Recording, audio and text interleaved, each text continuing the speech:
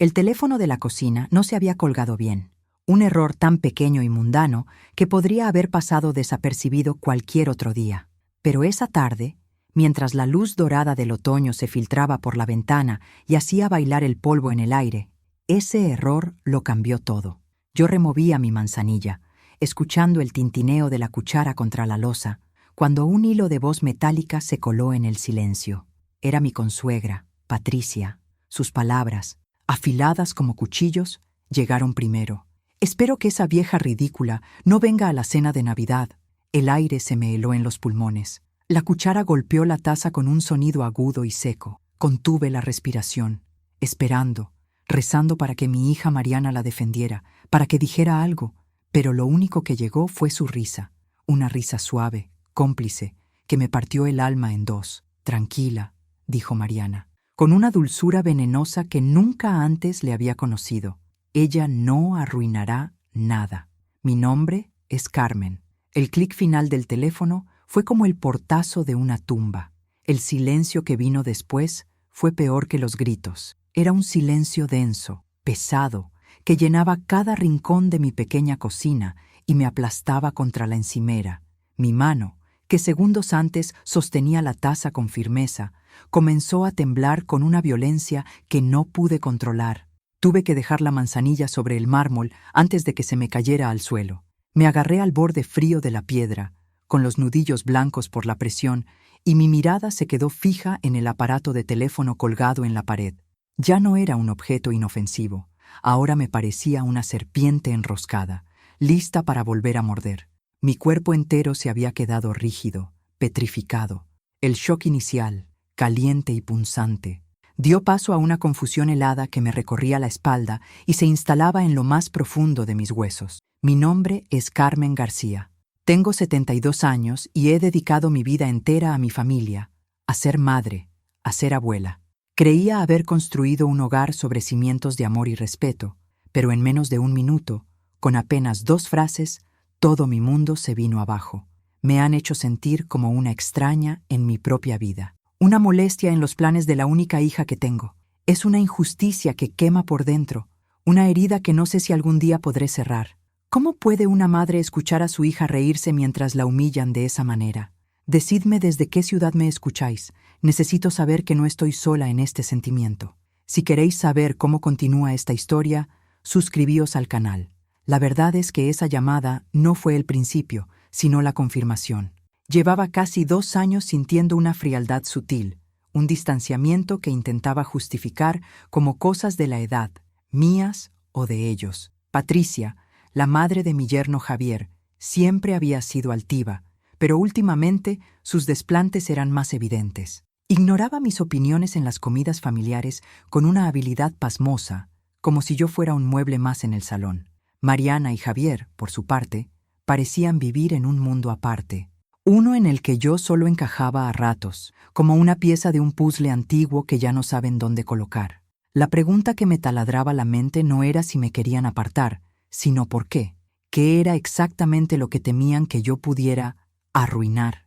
Recuerdo perfectamente la tarde de hace unos meses en que Mariana se sentó a mi lado en el sofá, con esa sonrisa calculada que ahora me produce escalofríos. «Mamá, con esto de la banca online, todo es tan complicado para ti», me dijo, poniendo su mano sobre la mía. «Déjame que te ayude. Dame tus contraseñas y yo me encargo de todo. Es más seguro. Así evitamos cualquier error». En aquel momento, una pequeña alarma sonó en mi cabeza, un instinto casi olvidado. Pero miré sus ojos, los mismos ojos que había visto abrirse al mundo, y deseché la sospecha como un pensamiento cruel e injusto. Le di todo lo que me pidió, sintiéndome culpable por haber dudado siquiera un segundo de mi propia hija. Ahora entiendo que no me estaba ofreciendo su ayuda, sino que me estaba pidiendo las llaves de mi propia jaula. Esa noche, incapaz de dormir, me levanté y fui al salón a oscuras. La única luz era la de la luna que se colaba por entre las persianas. Mis dedos, casi por voluntad propia, buscaron el tacto suave de la madera en la estantería. Era la caja de música que Antonio, mi difunto marido, me había hecho con sus propias manos años atrás. La abrí y la melodía suave y familiar llenó el silencio. Recordé sus palabras mientras la lijaba con cuidado en el garaje. Para que nunca te falte la música, mi vida. Las lágrimas que no había derramado por la tarde empezaron a brotar, silenciosas y amargas. Lloraba por la traición de mi hija, pero sobre todo lloraba por él, por la soledad inmensa que me dejaba su ausencia y por la protección que sentía que había perdido para siempre. La música era lo único que me quedaba de él. Unas semanas después de cederle mis contraseñas, al revisar los papeles del banco que aún me llegaban en papel, noté que el saldo de mi pensión parecía menor. Se lo comenté a Mariana con toda la naturalidad que pude, intentando no sonar como una acusación. Su reacción fue inmediata y devastadora. Puso los ojos en blanco, suspiró con cansancio y me dedicó una mirada cargada de una falsa compasión que me hirió profundamente. «Ay, mamá, con la edad te estás volviendo muy despistada. Seguro que has hecho mal las cuentas», dijo, dándome una palmadita en el brazo. «Además, el mes pasado te compramos aquel abrigo nuevo. ¿No te acuerdas? No te preocupes, yo lo controlo todo». Me sentí pequeña, estúpida e indefensa. Empezó a plantar en mi cabeza la semilla de la duda, haciéndome creer que mi mente me fallaba, que ya no era capaz de gestionar mi propia vida. Aquello fue solo el comienzo de una campaña silenciosa para anularme. Empecé a fijarme en los detalles. Mariana publicaba fotos de sus domingos en familia, en las redes sociales, comidas en las que yo había estado presente, pero en las que mi rostro nunca aparecía. Era como si me hubieran borrado digitalmente de sus vidas. Un día, en un café con sus amigas, empecé a contar una anécdota de cuando ella era pequeña y me interrumpió bruscamente. «Sí, mamá. Esa historia ya la has contado 1000 veces», dijo en voz alta, dejándome con la palabra en la boca y la cara encendida de vergüenza delante de todas. Cada gesto, cada palabra, cada omisión, era una pequeña palada de tierra sobre mi autoestima, enterrándome lentamente en un pozo de aislamiento y soledad. Estaban consiguiendo que me sintiera invisible. Mientras el insomnio se convertía en mi compañero de noche, mi mente viajaba al pasado, a los sacrificios hechos con amor y sin esperar nada a cambio. Recordé con una claridad dolorosa el día que saqué 15.000 euros de mis ahorros, el dinero que Antonio y yo habíamos guardado para nuestro viaje soñado a Italia, y se los di a Mariana para que pudiera pagar su máster. Recuerdo su abrazo, sus promesas de que nos lo devolvería con creces. Verla triunfar era mi mayor recompensa. Renuncié a ver Roma con el amor de mi vida para que ella pudiera construir su futuro. Y ahora, ese futuro que yo ayudé a cimentar se estaba construyendo sobre mis ruinas, utilizando mis propios recursos para apartarme y tratarme como un estorbo. El sabor amargo de la ingratitud era casi insoportable. Aquella noche, después de revivir cada humillación, cada mentira, cada sacrificio ignorado, algo cambió dentro de mí. Me acerqué a la ventana de mi pequeño apartamento anexo y miré el chalet adosado, la casa principal donde ellos dormían plácidamente.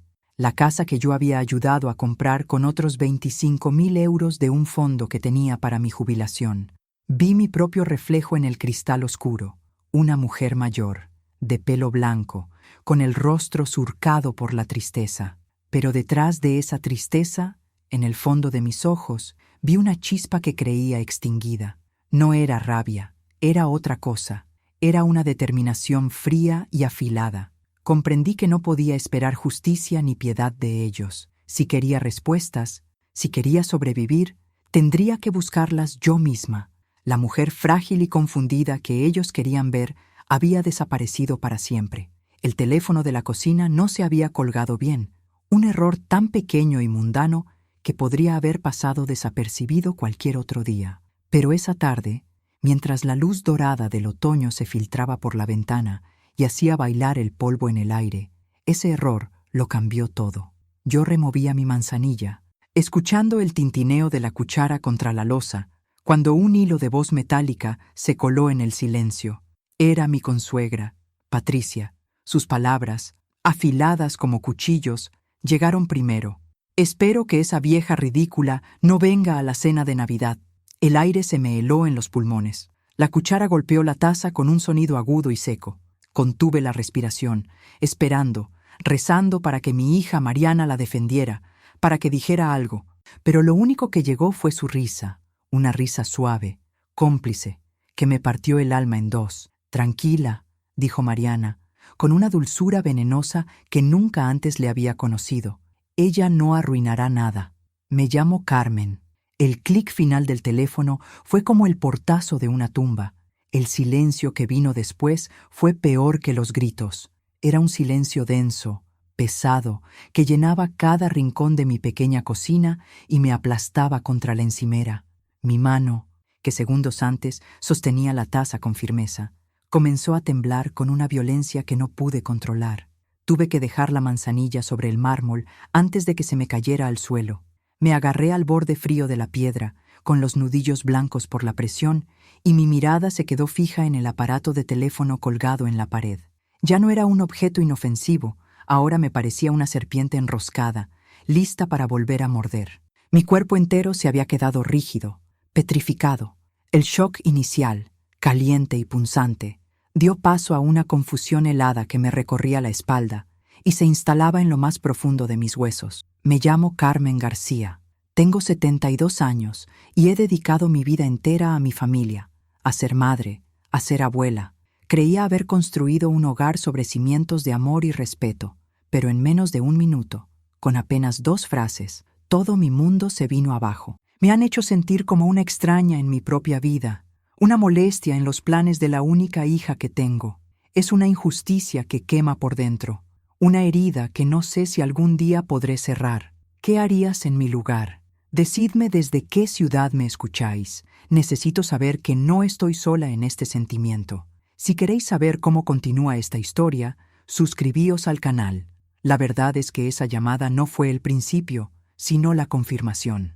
Llevaba casi 2 años sintiendo una frialdad sutil, un distanciamiento que intentaba justificar como cosas de la edad, mías o de ellos. Patricia, la madre de mi yerno Javier, siempre había sido altiva, pero últimamente sus desplantes eran más evidentes. Ignoraba mis opiniones en las comidas familiares con una habilidad pasmosa, como si yo fuera un mueble más en el salón. Mariana y Javier, por su parte, parecían vivir en un mundo aparte, uno en el que yo solo encajaba a ratos, como una pieza de un puzzle antiguo que ya no saben dónde colocar. La pregunta que me taladraba la mente no era si me querían apartar, sino por qué. ¿Qué era exactamente lo que temían que yo pudiera arruinar? Recuerdo perfectamente la tarde de hace unos meses en que Mariana se sentó a mi lado en el sofá, con esa sonrisa calculada que ahora me produce escalofríos. «Mamá, con esto de la banca online, todo es tan complicado para ti», me dijo, poniendo su mano sobre la mía. «Déjame que te ayude.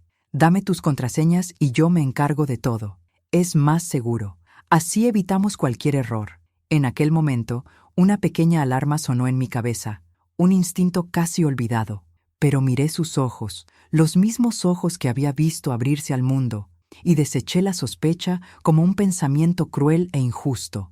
Le di todo lo que me pidió, sintiéndome culpable por haber dudado siquiera un segundo de mi propia hija. Ahora entiendo que no me estaba ofreciendo su ayuda, sino que me estaba pidiendo las llaves de mi propia jaula. Esa noche, incapaz de dormir, me levanté y fui al salón a oscuras. La única luz era la de la luna que se colaba por entre las persianas. Mis dedos, casi por voluntad propia, buscaron el tacto suave de la madera en la estantería. Era la caja de música que Antonio, mi difunto marido, me había hecho con sus propias manos años atrás. La abrí y la melodía suave y familiar llenó el silencio. Recordé sus palabras mientras la lijaba con cuidado en el garaje. «Para que nunca te falte la música, mi vida». Las lágrimas que no había derramado por la tarde empezaron a brotar, silenciosas y amargas. Lloraba por la traición de mi hija, pero sobre todo lloraba por él, por la soledad inmensa que me dejaba su ausencia y por la protección que sentía que había perdido para siempre. La música era lo único que me quedaba de él. Unas semanas después de cederle mis contraseñas, al revisar los papeles del banco que aún me llegaban en papel, noté que el saldo de mi pensión parecía menor. Se lo comenté a Mariana con toda la naturalidad que pude, intentando no sonar como una acusación. Su reacción fue inmediata y devastadora. Puso los ojos en blanco, suspiró con cansancio y me dedicó una mirada cargada de una falsa compasión que me hirió profundamente. «Ay, mamá, Con la edad te estás volviendo muy despistada. Seguro que has hecho mal las cuentas, dijo, dándome una palmadita en el brazo. Además, el mes pasado te compramos aquel abrigo nuevo. ¿No te acuerdas? No te preocupes, yo lo controlo todo. Me sentí pequeña, estúpida e indefensa. Empezó a plantar en mi cabeza la semilla de la duda, haciéndome creer que mi mente me fallaba, que ya no era capaz de gestionar mi propia vida. Aquello fue solo el comienzo de una campaña silenciosa para anularme. Empecé a fijarme en los detalles. Mariana publicaba fotos de sus domingos en familia, en las redes sociales, comidas en las que yo había estado presente, pero en las que mi rostro nunca aparecía. Era como si me hubieran borrado digitalmente de sus vidas. Un día, en un café con sus amigas, empecé a contar una anécdota de cuando ella era pequeña y me interrumpió bruscamente. «Sí, mamá. Esa historia ya la has contado 1000 veces», dijo en voz alta, dejándome con la palabra en la boca y la cara encendida de vergüenza delante de todas. Cada gesto, cada palabra, cada omisión, era una pequeña palada de tierra sobre mi autoestima, enterrándome lentamente en un pozo de aislamiento y soledad. Estaban consiguiendo que me sintiera invisible. Mientras el insomnio se convertía en mi compañero de noche, mi mente viajaba al pasado, a los sacrificios hechos con amor y sin esperar nada a cambio. Recordé con una claridad dolorosa el día que saqué 15.000 euros de mis ahorros, el dinero que Antonio y yo habíamos guardado para nuestro viaje soñado a Italia, y se los di a Mariana para que pudiera pagar su máster. Recuerdo su abrazo, sus promesas de que nos lo devolvería con creces. Verla triunfar era mi mayor recompensa. Renuncié a ver Roma con el amor de mi vida para que ella pudiera construir su futuro. Y ahora, ese futuro que yo ayudé a cimentar se estaba construyendo sobre mis ruinas, utilizando mis propios recursos para apartarme y tratarme como un estorbo. El sabor amargo de la ingratitud era casi insoportable. Aquella noche, después de revivir cada humillación, cada mentira, cada sacrificio ignorado, algo cambió dentro de mí. Me acerqué a la ventana de mi pequeño apartamento anexo y miré el chalet adosado, la casa principal donde ellos dormían plácidamente. La casa que yo había ayudado a comprar con otros 25.000 euros de un fondo que tenía para mi jubilación. Vi mi propio reflejo en el cristal oscuro, una mujer mayor, de pelo blanco, con el rostro surcado por la tristeza.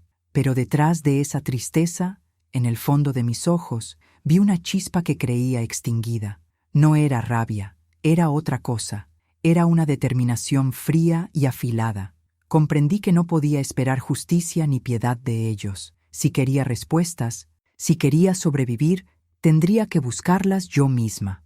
La mujer frágil y confundida que ellos querían ver había desaparecido para siempre. Al día siguiente, el sol de la mañana entraba con una luz fría y analítica en la cocina, muy distinta a la cálida y engañosa luz del atardecer anterior. Me movía con una lentitud deliberada, preparando el desayuno como si fuera un día cualquiera. Pero por dentro, cada uno de mis sentidos estaba en alerta máxima.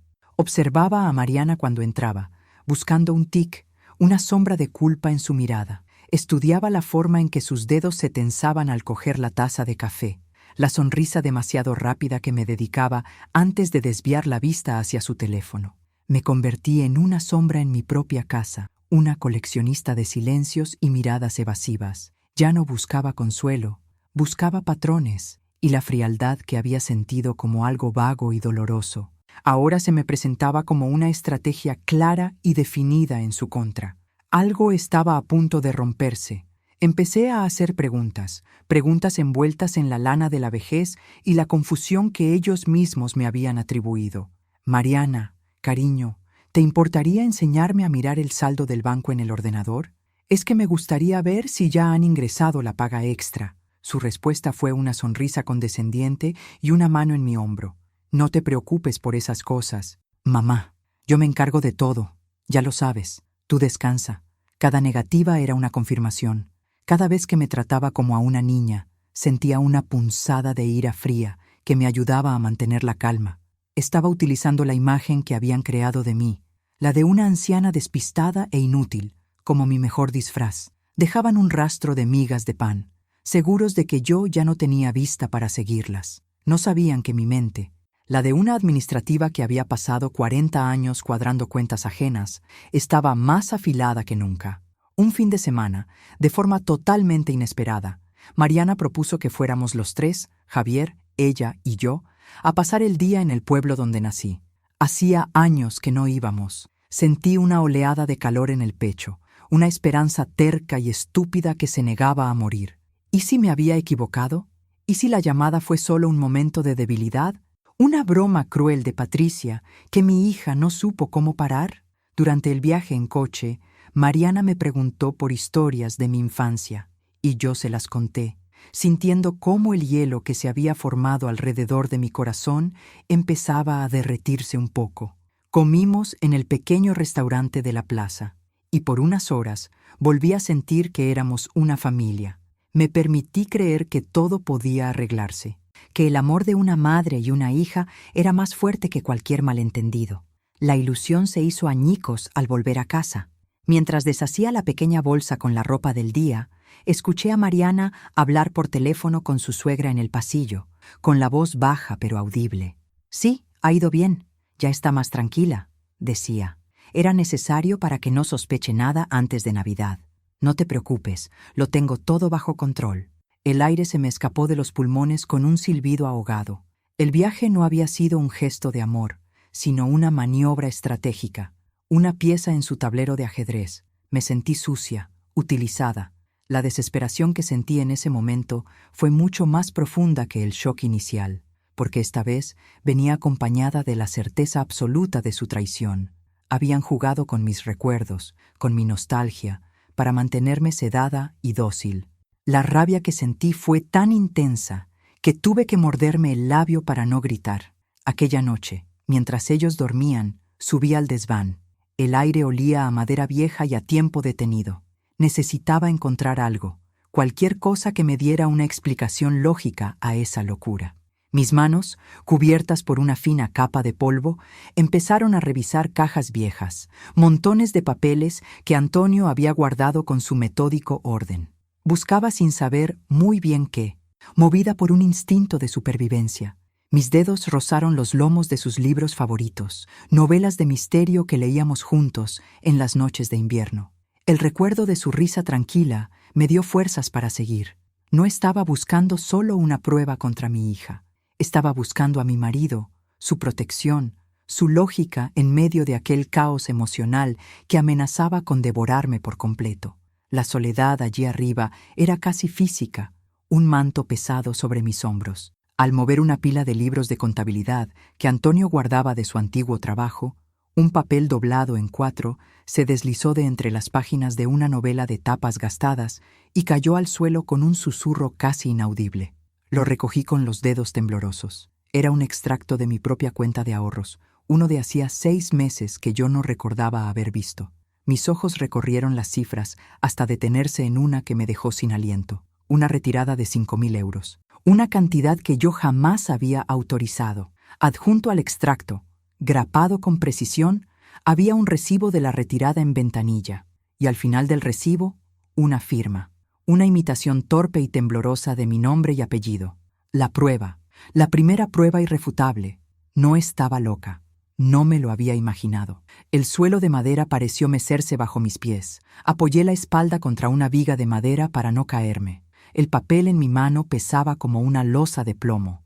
El alivio y el terror se mezclaron en mi garganta, formando un nudo que me impedía respirar. Por un lado, la validación. Mi mente no me fallaba. Mi instinto tenía razón. Por otro, el horror de la confirmación. Mi propia hija me estaba robando. No era solo el dinero. Los 5.000 euros eran casi lo de menos. Era el acto en sí, la frialdad calculada, la falsificación de mi firma, el engaño sostenido en el tiempo. Me quedé allí sentada, en el suelo polvoriento del desván, con la única luz de una bombilla desnuda iluminando la prueba de mi desgracia. El silencio de la casa me pareció de pronto ensordecedor, lleno de las mentiras que se susurraban en cada rincón. ¿Cuánto tiempo llevaba pasando esto? ¿Cuánto más me habían quitado? Al día siguiente, con el extracto bancario guardado en el bolsillo de mi bata como un secreto ardiente, supe que no podía seguir sola. Necesitaba a alguien que me escuchara sin juzgarme, alguien que viera los hechos y no a una anciana confusa. Mis dedos marcaron un número de teléfono que no había usado en años, el del señor Mateo, el mejor amigo de Antonio. Era un notario jubilado, un hombre de una integridad intachable. Cuando escuchó mi voz, su tono fue cálido, pero notó el temblor en mis palabras. Le pedí si podía pasar a verlo, con la excusa de revisar unos papeles de la pensión. Por supuesto. Carmen, faltaría más. Vente esta misma tarde. Te prepararé un café. Colgué el teléfono sintiendo por primera vez en semanas una minúscula chispa de control. No estaba pidiendo ayuda para que lucharan por mí, sino consejo para aprender a luchar yo misma. La oficina del señor Mateo olía a papel antiguo y a confianza. Le mostré el extracto bancario en silencio. Él se puso sus gafas, lo examinó con detenimiento, observando la firma falsificada con una mirada profesional que no dejaba lugar a dudas. No me dijo, «Eso es imposible», ni «Quizás te equivocas». Simplemente levantó la vista y me miró con una profunda compasión. «Esto es muy serio, Carmen», dijo con su voz grave y tranquila. «Esto es un delito». Escuchar esa palabra, delito, de sus labios, lo cambió todo. Le dio un nombre, una categoría legal a la traición que yo sentía en el alma. Me aconsejó mantener la calma, no confrontarlos todavía y, sobre todo, seguir buscando más pruebas. Actúa como siempre, no dejes que noten nada. Ahora mismo, tu mayor ventaja es que te subestiman. Sus palabras fueron un bálsamo y un manual de instrucciones. Volví a casa con una nueva determinación. El miedo seguía ahí, un nudo frío en el estómago, pero ahora estaba acompañado de un plan. Tenía que ser metódica, como lo había sido toda mi vida en el bufete. Empecé a reconstruir los últimos 2 años en mi cabeza, anotando cada excusa, cada regalo sospechoso, cada pequeña humillación en un cuaderno que escondía bajo el colchón. Me sentía como una espía en territorio enemigo. Cada comida familiar era un interrogatorio encubierto, cada conversación casual, una oportunidad para obtener información. Mi fragilidad se convirtió en mi mejor arma. Les dejaba creer que seguía siendo la misma mujer despistada, mientras mi mente trabajaba a una velocidad febril, conectando puntos, fechas y cifras. El chalet adosado, que antes consideraba mi hogar, se había transformado en el escenario de mi investigación. Unos días después, mientras yo estaba en mi cuarto ordenando mis notas, Patricia entró sin llamar. Su presencia llenó el umbral de la puerta, bloqueando la luz del pasillo. Me miró con sus ojos pequeños y afilados. «Últimamente pasas mucho tiempo encerrada aquí, Carmen», dijo con un tono que pretendía ser casual, pero que estaba cargado de sospecha. «Parece que escondes algo». El corazón me dio un vuelco.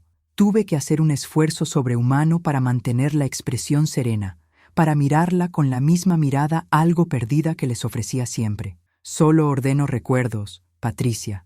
A mi edad es lo único que nos queda», respondí con una voz que sonó más frágil de lo que me sentía. Ella mantuvo la mirada un segundo más, como un depredador olfateando a su presa, y luego se fue. El aire volvió a mis pulmones, pero sabía que el tiempo se estaba agotando. Habían empezado a vigilarme. La sospecha de Patricia me obligó a ser aún más cautelosa. Sabía que necesitaba algo más, una prueba definitiva, una ventaja que me pusiera fuera de su alcance para siempre. Mis pensamientos volvían una y otra vez a Antonio. Él era un hombre previsor, casi hasta la exageración. Siempre decía que era mejor tener un seguro y no necesitarlo, que necesitarlo y no tenerlo. ¿Era posible que hubiera dejado algo más? ¿Alguna protección que yo desconociera? Recordé de pronto un viaje que hicimos a Granada, a la Alhambra. Antonio se quedó fascinado con los artesonados, con los secretos que escondían las paredes. «Todo tiene un doble fondo, Carmen», me dijo riendo. «Solo hay que saber dónde buscar». Esa frase resonó en mi cabeza con la fuerza de una revelación. ¿Y si él había creado un doble fondo para mí? Mis ojos se posaron en la caja de música que él me había hecho. La había tenido en la estantería durante años, un objeto familiar y querido. La cogí con un cuidado reverencial. La melodía sonó dulce y melancólica, como siempre. Pero esta vez no me fijé en la música, sino en la madera. La examiné con la minuciosidad de un perito, pasando los dedos por cada centímetro de su superficie. Y entonces lo noté. En la base, Una de las pequeñas piezas de marquetería no estaba perfectamente alineada con las demás. Era una imperfección casi invisible, algo que solo alguien que la hubiera tocado 1000 veces podría detectar. Con la uña, presioné suavemente en el borde de la pieza. Escuché un clic suave, casi imperceptible. Una pequeña sección de la base se deslizó hacia un lado, revelando un hueco estrecho y oscuro en su interior. Mi respiración se detuvo. Dentro del compartimento secreto no había joyas ni dinero. Había un único documento, doblado con una precisión milimétrica. Lo saqué con un pulso errático y lo desdoblé sobre la cama. Las palabras legales me resultaban familiares por mis años en el bufete, pero su significado tardó unos segundos en calar en mi cerebro. Era una escritura de usufructo vitalicio sobre la totalidad del chalet adosado, registrada a mi nombre.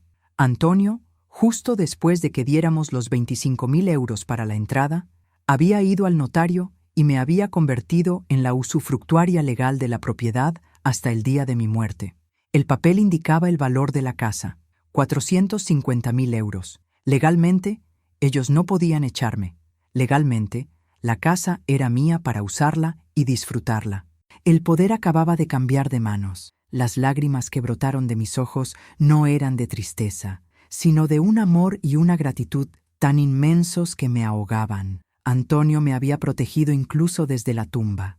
Había visto la potencial vulnerabilidad, la ambición de mi hija, la arrogancia de su familia política, y había tejido una red de seguridad a mi alrededor sin que yo lo supiera. Apoyé la frente en el papel, sintiendo su textura, oliendo el ligero aroma a tinta y a la madera de la caja. La pena por su ausencia se mezcló con una nueva fuerza, una determinación de acero. Ya no se trataba de defenderme o de sobrevivir, se trataba de hacer justicia, por mí y por el hombre que me había amado lo suficiente como para protegerme de nuestro propio futuro. El plan que se formó en mi mente en ese instante fue claro, frío y definitivo. Empecé a actuar. Mi siguiente llamada al señor Mateo fue diferente. Ya no había temblor en mi voz, sino una calma gélida. Le expliqué mi descubrimiento. Pude oír su sorpresa al otro lado de la línea, seguida de una risa grave y satisfecha. Ese Antonio siempre fue un zorro, dijo con admiración. Carmen, esto lo cambia todo. No solo tienes la sartén por el mango, tienes la cocina entera. Juntos empezamos a trazar la estrategia. El primer paso era obtener duplicados de todos mis extractos bancarios de los últimos 2 años. Solicité los documentos por correo postal a una dirección diferente, la de Mateo, para no levantar sospechas. Mientras esperaba, me dediqué a perfeccionar mi papel de anciana frágil y confundida. Me movía más despacio, me quejaba de dolores imaginarios, fingía no recordar conversaciones recientes. Les estaba dando exactamente lo que querían ver. La tensión en la casa era casi palpable. Mi nueva pasividad parecía ponerlos nerviosos. Un día, mientras fingía dormir una siesta en el sofá del salón, oí a Javier susurrarle a Mariana en la cocina. ¿No crees que está demasiado tranquila? Después de lo del otro día, esperaba más quejas. La respuesta de Mariana fue un siseo impaciente. Mejor así. Cuanto más ausente esté, más fácil será todo. Déjala en su mundo. Sentí una oleada de ira helada. Mi mundo era un volcán a punto de entrar en erupción bajo sus pies. Cerré los ojos con más fuerza, controlando mi respiración, mientras ellos seguían conspirando a pocos metros de distancia, completamente ajenos a la tormenta que se estaba gestando. Cada palabra que pronunciaban era un clavo más en su propio ataúd. El sobre con los extractos bancarios llegó a casa del señor Mateo una semana después. Fui a recogerlo con el corazón latiéndome en las sienes. Nos sentamos en su despacho y extendimos los papeles sobre la gran mesa de roble. Fueron 2 horas de trabajo meticuloso. Con una regla y un bolígrafo rojo, fuimos marcando cada retirada sospechosa, cada transferencia no autorizada, cada pago de tarjeta de crédito en tiendas de lujo que yo jamás había pisado. La suma total era escalofriante, mucho más de lo que había imaginado. No eran solo los 5.000 euros del desván. Había docenas de pequeñas sangrías, un desfalco lento y constante que había vaciado casi por completo mis ahorros. La prueba era abrumadora, incontestable. Tenía un dossier impecable que detallaba 2 años de fraude sistemático. El día que casi me descubren, la adrenalina me recorrió el cuerpo como una descarga eléctrica. Estaba en mi cuarto, con todo el dossier extendido sobre la cama, cotejando fechas, cuando Javier llamó a la puerta y, sin esperar respuesta, intentó entrar. «Mamá, voy a coger unos papeles viejos de papá que creo que están en tu armario», dijo mientras giraba el pomo. Mi reacción fue puro instinto. En una fracción de segundo, barrí todos los papeles con el brazo y los metí bajo el colchón, justo cuando la puerta se abría. Me encontré de pie, con el corazón desbocado, tratando de parecer sorprendida. «¿Qué pasa, hijo? Casi me das un susto de muerte».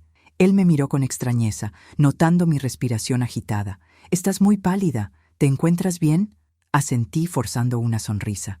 El peligro había pasado, pero por muy poco. Ese susto me hizo darme cuenta de que debía acelerar el plan. Llamé a Mateo esa misma tarde. «Lo tengo todo», le dije, con la voz firme. «Quiero proceder». Hubo un silencio al otro lado de la línea, y luego su voz, seria y decidida. «Muy bien, Carmen. Redactaré la notificación judicial. Necesitaré que me confirmes la fecha y la hora exactas en que quieres que el agente se presente. Una vez que demos la orden, no habrá vuelta atrás». Miré el calendario que colgaba en mi pared. Mis ojos se fijaron en una fecha marcada en rojo, un día que para ellos representaba la celebración de su control sobre mí, el día en que planeaban excluirme definitivamente. Una sonrisa fría se dibujó en mis labios. «Lo sé perfectamente, Mateo», respondí. «Quiero que sea el 25 de diciembre, a las 2 de la tarde, justo cuando se sienten a comer». En los días siguientes, me convertí en la actriz perfecta.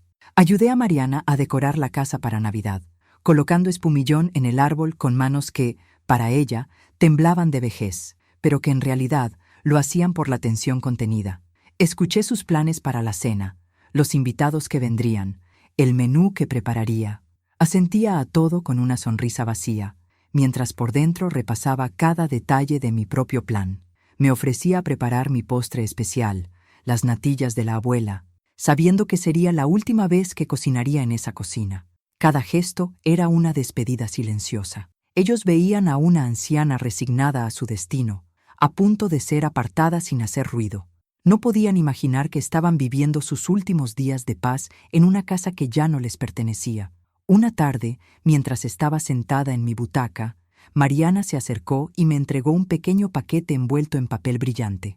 «Es un adelanto de tu regalo de Navidad, mamá», dijo con una dulzura empalagosa. Lo abrí. Era un marco de fotos digital. «He puesto todas las fotos familiares para que no te sientas sola», añadió. Mientras las imágenes pasaban, noté que en ninguna de las recientes aparecía yo. Era el borrado definitivo, empaquetado como un regalo de amor. Sostuve el marco en mis manos, sintiendo su plástico frío, y le sonreí. «Gracias, hija. Es un detalle precioso». En ese momento, entendí que ya no sentía dolor, ni siquiera rabia, solo un vacío helado y una claridad absoluta. Estaba lista. La víspera de Navidad. La casa bullía de actividad. Patricia y Javier llegaron por la tarde, cargados de regalos y de esa falsa cordialidad que ya no me engañaba. Patricia me dirigió una mirada de arriba a abajo, evaluando mi vestido sencillo, y soltó un comentario ácido sobre mi aspecto cansado. Yo simplemente incliné la cabeza y le ofrecí una taza de té. Mi docilidad pareció complacerla. Esa noche, mientras ellos reían en el salón, yo me retiré a mi cuarto. Saqué la caja de música de Antonio de su escondite y la abrí.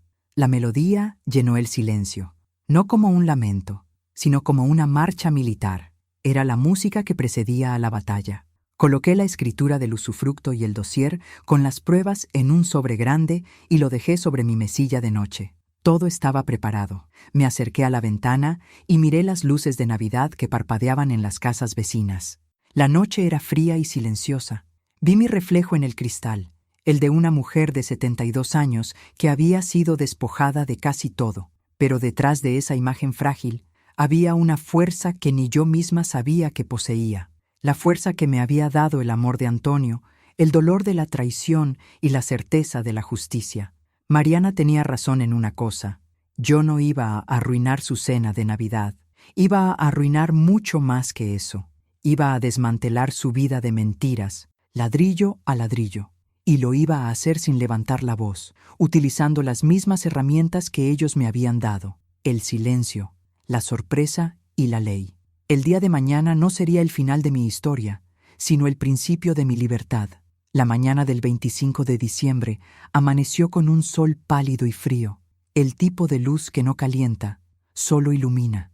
El olor a pavo asado y a canela llenaba la casa, un aroma que en otros tiempos me habría traído paz, pero que ahora se me antojaba el perfume de una mentira bien cocinada. Me movía por la cocina con una calma que no era mía, una quietud prestada para la ocasión. Observaba a Mariana, su energía nerviosa mientras daba los últimos toques a la mesa, la sonrisa forzada que no le llegaba a los ojos. Colocaba los cubiertos con una precisión casi militar, como si la perfección del exterior pudiera ocultar la podredumbre del interior. Yo era una espectadora en el teatro de su vida, esperando pacientemente a que se levantara el telón para mi única y última escena. La procesión, como se suele decir, iba por dentro. Antes de que llegaran los invitados, me retiré a mi cuarto con la excusa de que necesitaba descansar un poco. Cerré la puerta y el silencio me envolvió como un abrazo. Sobre mi cama, perfectamente ordenado, descansaba el sobre que contenía mi futuro, el dossier con los extractos bancarios, las firmas falsificadas resaltadas en rojo, la escritura del usufructo. Mis manos no temblaban al tocarlo. Me sentí como la administrativa que fui durante 40 años, preparando el archivo final, el más importante de toda mi carrera. Cada papel era una prueba, cada cifra una herida, cada documento una pieza del puzzle que demostraría la verdad. No había rabia en mis gestos, solo una metódica y fría resolución.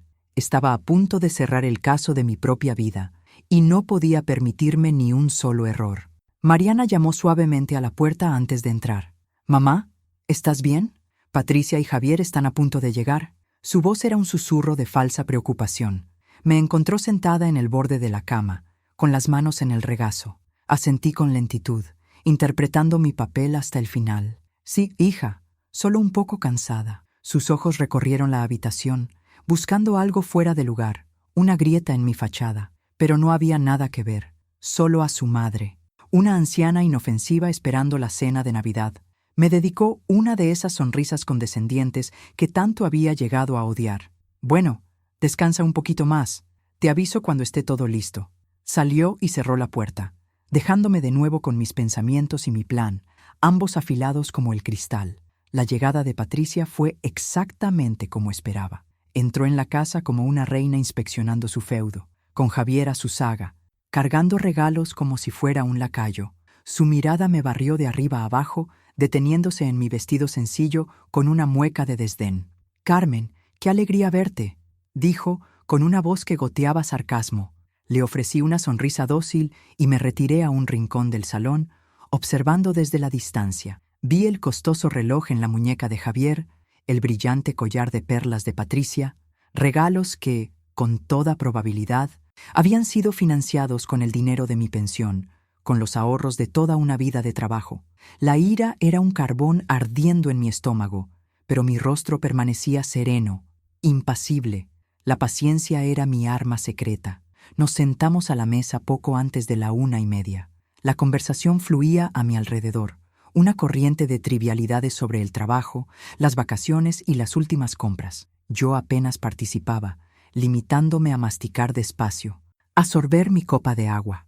El reloj del salón, un viejo péndulo de madera que había sido de mis padres, marcaba el ritmo de mi espera. Su tic-tac era el metrónomo de mi venganza silenciosa. Cada segundo que pasaba, la tensión en mis hombros crecía, un nudo de anticipación y miedo. Sentía sus miradas sobre mí de vez en cuando, comprobando que seguía allí, dócil e invisible, en mi rincón de la mesa. No sabían que el silencio de la presa a veces solo significa que está esperando el momento exacto para morder. A las 2:45 me levanté de la mesa con cuidado.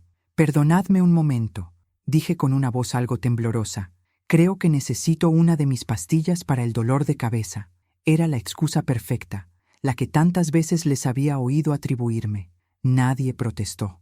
Caminé hacia mi cuarto, sintiendo la mirada de Mariana clavada en mi espalda. Necesitaba estar cerca del teléfono, donde esperaba la llamada de confirmación del señor Mateo. Y, sobre todo, necesitaba un último instante de soledad para armarme de valor antes de la tormenta.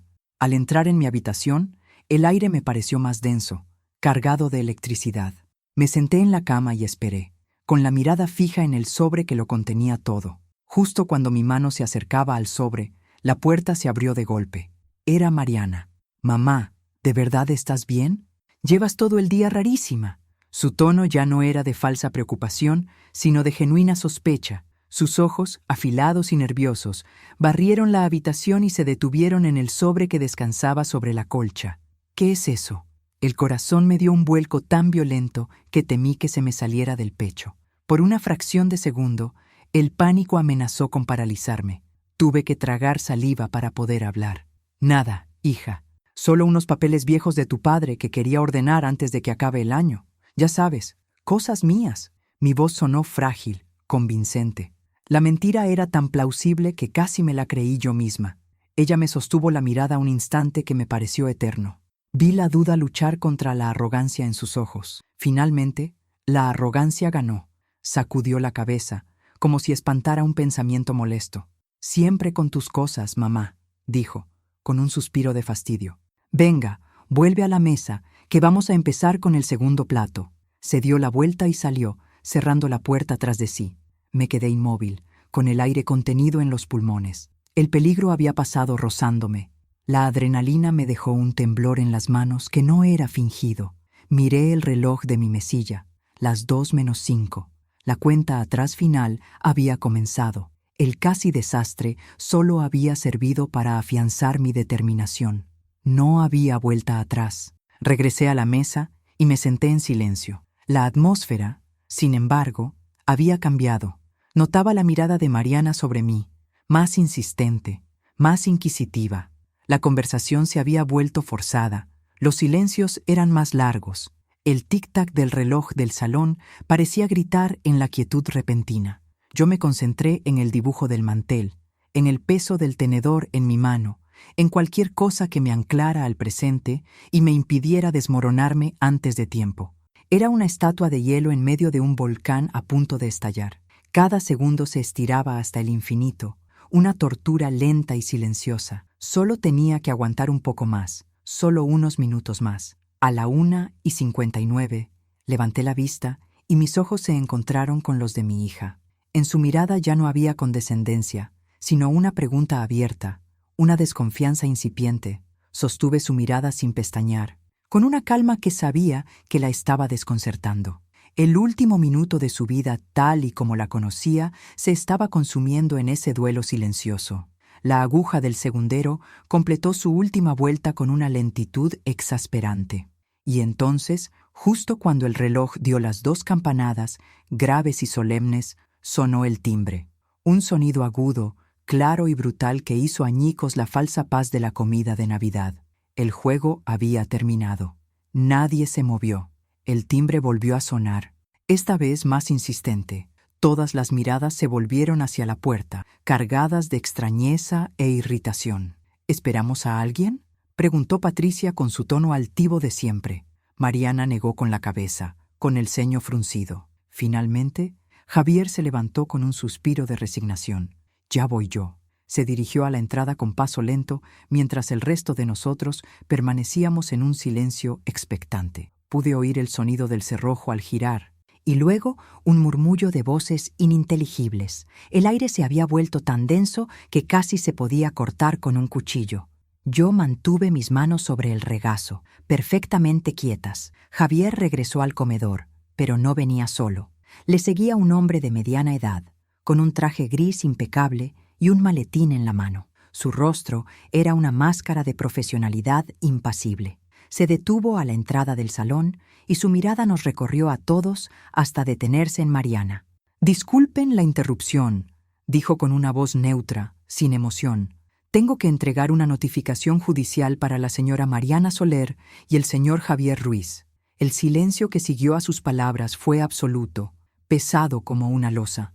Pude ver el color abandonar el rostro de mi hija, dejando tras de sí una palidez cerúlea. El pánico empezaba a asomar en sus ojos. Mariana se levantó con un movimiento rígido y cogió el sobre que el hombre le tendía. Sus dedos temblaban visiblemente mientras lo abría. Patricia soltó un bufido de impaciencia. «Pero bueno, ¿qué broma es esta en pleno día de Navidad?» Mariana sacó el primer fajo de papeles. Sus ojos volaron sobre las líneas, cada vez más abiertos, cada vez más llenos de incredulidad. «Demanda, por estafa y falsificación de documentos», balbuceó, con la voz rota. Esto es un error. Es imposible». Su mirada buscó la mía, desesperada. Y por primera vez vio en mis ojos no a una anciana confusa, sino a un juez implacable. La negación empezaba a resquebrajarse. Javier le arrebató los papeles y empezó a leer por encima de su hombro. Su rostro pasó de la confusión al pánico en cuestión de segundos. «Mariana, ¿qué es esto?» «Habla de una escritura, de un usufructo vitalicio a nombre de mi suegra». Sus ojos se clavaron en mí, llenos de un horror que era casi cómico. «Nos ordena desalojar la propiedad en 30 días, y Tomby». La palabra «desalojar» quedó suspendida en el aire, cargada de veneno. Fue entonces cuando la negación de Mariana se transformó en una rabia pura y salvaje. Arrojó los papeles sobre la mesa, esparciéndolos entre los platos de pavo a medio comer. Su rostro, descompuesto por la furia, se giró hacia mí. «¡Tú!», gritó, con la voz desgarrada por la histeria. Su dedo me apuntaba, temblando. «Has sido tú, vieja ridícula. Lo has planeado todo». La frase, la misma que había escuchado por el teléfono, la que me había roto el alma, ahora sonaba hueca, patética, despojada de todo su poder. Era el chillido de un animal acorralado. Todos en la mesa me miraban, esperando mi reacción, mi llanto, mi defensa. Pero yo ya no era esa mujer. Me limpié los labios con la servilleta de tela con una lentitud deliberada. La miré directamente a los ojos, sin una pizca de odio, solo con una calma infinita y terrible. «No, Mariana», dije, y mi voz sonó sorprendentemente clara y firme en el silencio tenso. «Estás equivocada. Po». Hice una pequeña pausa, saboreando el momento, el cambio de poder absoluto. Yo no he arruinado nada. La miré a ella, a Javier, a Patricia, cuyo rostro era una máscara de estupor. Solo he venido a asegurarme de que nadie más vuelva a arruinarme a mí. La frase icónica, transformada, se convirtió en mi declaración de independencia, en el epitafio de la vida que me habían intentado robar. El poder no solo había cambiado de manos, se había invertido por completo. Patricia, recuperándose del shock inicial, se abalanzó sobre los papeles. Sus ojos de ave rapaz escanearon la escritura, deteniéndose en la cifra que indicaba el valor de la propiedad, 450.000 euros. Un sonido ahogado escapó de su garganta. La arrogancia que siempre la había caracterizado se desmoronó en un instante, reemplazada por la cruda comprensión de la ruina económica. Levantó la vista del papel, mirándome como si me viera por primera vez, no como a una anciana molesta, sino como a la arquitecta de su caída. El color de su rostro era el de la cera.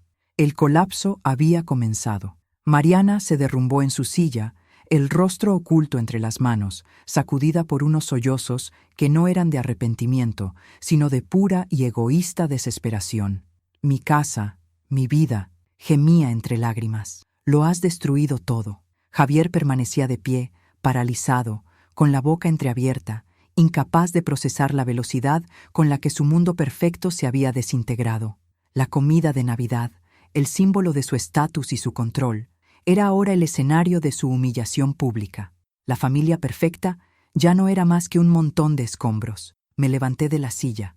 Mi cuerpo se sentía ligero, libre de un peso que llevaba años soportando. Fui a mi cuarto y volví con la pequeña caja de música de madera que Antonio me había hecho. No la abrí.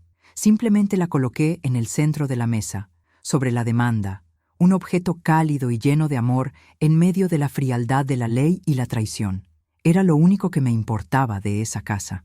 Era el símbolo de la protección que él me había dejado y de la paz que yo acababa de conquistar. Su melodía silenciosa era mi victoria. El agente judicial, que había permanecido en un discreto segundo plano, carraspeó para llamar su atención. Como les he indicado, Tienen un plazo de 30 días para desalojar la propiedad. En cuanto a la demanda penal, recibirán una citación del juzgado en los próximos días. Sus palabras, frías y burocráticas, eran los clavos que sellaban su ataúd. No había escapatoria. Les di una última mirada, no con odio, sino con una lástima distante. Me di la vuelta y caminé hacia la puerta principal, sin mirar atrás. El sonido de los sollozos de mi hija y el silencio atónito de los demás fue la banda sonora de mi liberación. Al cerrar la puerta a mi espalda, el clic del cerrojo fue el sonido más liberador que había escuchado en años. No fue un portazo, sino un cierre suave, deliberado, que separaba dos mundos. Dentro, el silencio se había roto. Pude oír, a través de la madera, el inicio de un grito ahogado de Mariana, seguido por el sonido agudo de algo de cristal rompiéndose contra el suelo. La voz del agente judicial se mantuvo firme, monótona, explicando los siguientes pasos del procedimiento con una calma que contrastaba brutalmente con el caos que acababa de desatar. No me quedé a escuchar más. No era mi batalla, solo era mi victoria. Cada paso que daba para alejarme de aquella puerta era un paso hacia mí misma, hacia la mujer que había olvidado que podía ser. El aire frío de la tarde me pareció limpio, puro. Me detuve en la acera, al otro lado de la pequeña valla del jardín. El sol de invierno se estaba poniendo, tiñendo el cielo de un naranja pálido y melancólico. Miré la casa, las luces encendidas en el comedor, las siluetas moviéndose de forma errática detrás de las cortinas. Ya no sentía que aquel lugar fuera mi hogar. Se había transformado en un escenario, un decorado donde se había representado la última función de una farsa familiar.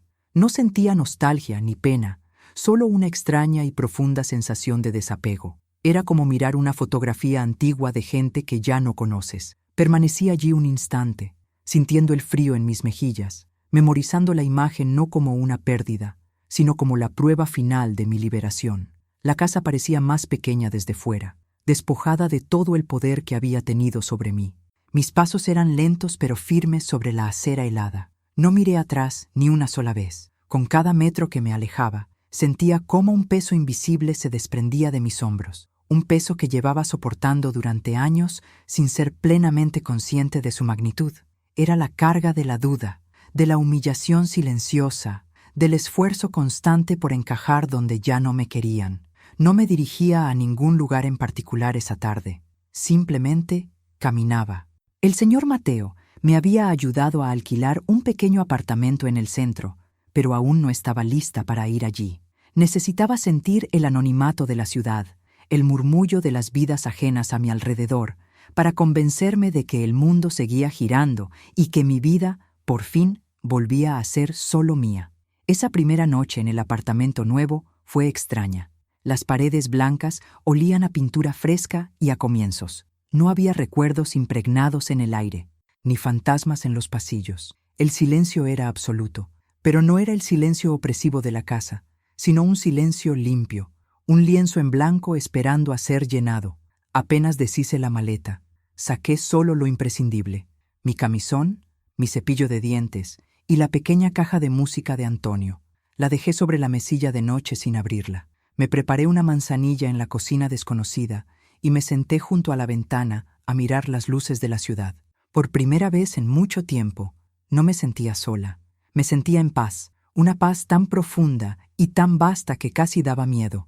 Los días que siguieron se deslizaron en una rutina serena y predecible. La adrenalina del enfrentamiento se disipó, dejando tras de sí una calma lúcida. Me levantaba con el sol, desayunaba sin prisas, leía el periódico de principio a fin. Empecé a dar largos paseos por el parque cercano, observando a los niños jugar, a las parejas pasear. Redescubrí el placer de las pequeñas cosas, el sabor de un buen café, el calor de un rayo de sol en la cara, la amabilidad de la dependienta de la panadería. Recibí una llamada del señor Mateo informándome de que habían comenzado el proceso de desalojo sin oponer resistencia. Escuché la noticia con una tranquilidad que me sorprendió a mí misma. Su historia ya no era mi historia. Yo estaba ocupada escribiendo un nuevo capítulo. Poco a poco, el apartamento vacío empezó a convertirse en un hogar. Compré una manta de lana suave, de un color azul profundo, que me recordaba al mar que Antonio y yo siempre quisimos visitar. Llené una pequeña estantería con libros de segunda mano, cuyas páginas olían a vidas pasadas. El aroma a pintura fresca fue reemplazado por el de mis guisos y el de las flores frescas que compraba cada sábado en el mercado. Un día, mientras ordenaba unos papeles, encontré la escritura del usufructo. La leí de nuevo, no como un arma, sino como la última carta de amor de mi marido. La guardé en un lugar seguro, un testamento de la protección que me había acompañado incluso cuando no lo sabía. El poder que me había dado ya no era necesario, pero la gratitud permanecería para siempre. Una tarde, mientras la luz dorada inundaba el salón, mis ojos se posaron en la caja de música. Llevaba semanas sobre la mesilla, silenciosa. Me acerqué y la cogí con cuidado, sintiendo la suavidad de la madera pulida bajo mis dedos. Era un trozo de mi pasado, pero un pasado que ya no dolía. Le di cuerda con suavidad y la melodía familiar llenó la habitación. Ya no sonaba a nostalgia ni a tristeza. No era un lamento por lo perdido ni un himno de batalla. Era simplemente música, la promesa de Antonio de que nunca me faltaría. Y en ese momento, escuchándola en la quietud de mi nuevo hogar, comprendí que había cumplido su promesa. La música había vuelto a mi vida, y con ella la serenidad. Con el tiempo dejé de pensar en ellos, no con rencor ni con odio, sino con la indiferencia con la que se piensa en un mal sueño al despertar. Me llegaron noticias, a través de Mateo, de que se habían mudado a un piso mucho más pequeño a las afueras y que el proceso judicial por el fraude seguía su curso. No sentí satisfacción, ni alegría por su desgracia. Simplemente sentí que la justicia, como el agua, siempre encuentra su cauce. Yo estaba demasiado ocupada viviendo, redescubriendo a la mujer que era antes de ser madre, antes de ser abuela, antes de que intentaran convertirme en un fantasma. La mujer que sabía de leyes, que disfrutaba del silencio, que era dueña de su tiempo y de sus decisiones. A veces, por las noches, el teléfono suena y en la pantalla aparece un número desconocido. Sé que es ella. Nunca contesto. No hay nada que decir, nada que perdonar. El perdón implicaría que hay una herida abierta, y mi herida ha cicatrizado. Lo que queda es una lección, una verdad aprendida de la forma más dura, que el amor propio es la única fortaleza que nadie puede arrebatarte. Miro mi reflejo en la ventana oscura, el de una mujer de 72 años con el pelo blanco y la mirada tranquila, y sé que he ganado la batalla más importante de todas, la batalla por mi propia dignidad. He aprendido que la sangre no te obliga a nada. He aprendido que la verdadera familia es la que te cuida, no la que te anula. Y sobre todo, he aprendido que hay lazos que, una vez rotos, no deben volver a anudarse. No es una cuestión de rencor, sino de supervivencia. Mi vida ahora es tranquila, es mía, y no tiene precio. Si esta historia os ha conmovido, escribid justicia en los comentarios y suscribíos para escuchar la siguiente.